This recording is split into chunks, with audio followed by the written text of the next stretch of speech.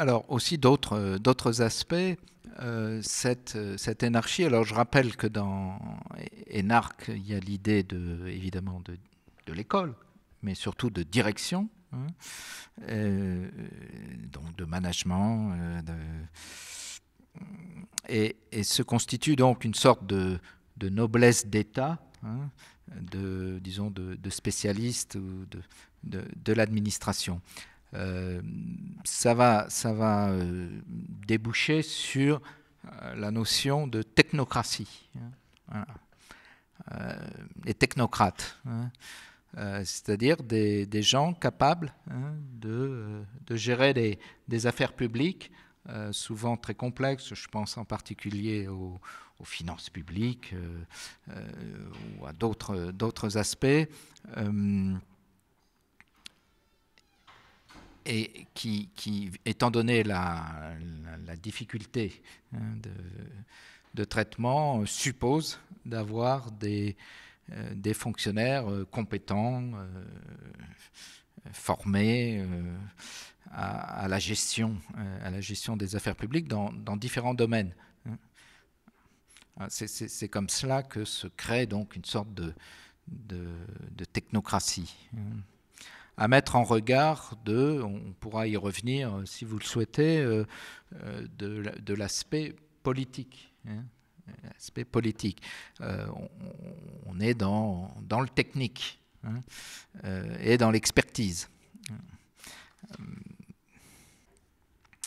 Alors, il faut également replacer ça dans différents domaines. Sur le domaine interne, hein, on va tomber, au moins au départ, dans ce qu'on appelle le centralisme.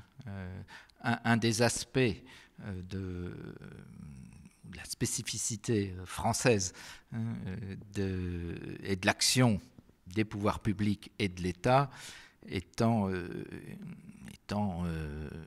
traditionnellement le centralisme, avec Paris, hein, la capitale, Paris à la tête. Hein. Donc une sorte rôle des élites parisiennes, hein,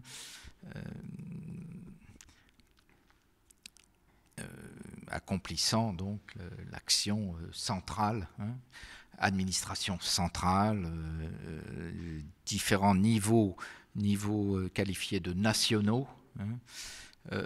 Alors, il s'agissait aussi, hein, après, justement, dans la deuxième moitié du XXe siècle, de redonner, hein, en interne. Je pense que là, c'est dans la période du général de Gaulle, hein, de ces années, les années 50, 60, hein, ou début des années 70, de redonner une place, hein, place à la France, et aussi donc lui donner aussi une administration solide, compétente, avec des valeurs qui lui sont propres, etc.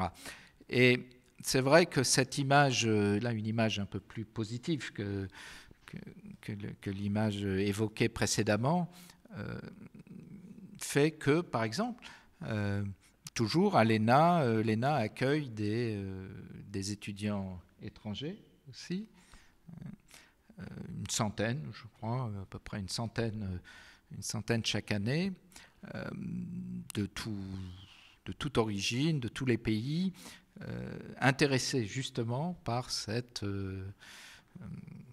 tradition, cette expertise dans l'administration des affaires publiques. Donc il y a une image positive, hein, sur le plan international, sur le plan européen aussi, je crois, de ces fonctionnaires, hein, de ces hauts fonctionnaires. Alors donc il y a les deux aspects, hein. Il y a un aspect une image positive au niveau international, et encore récemment, enfin, mais on va préciser un aspect centraliste.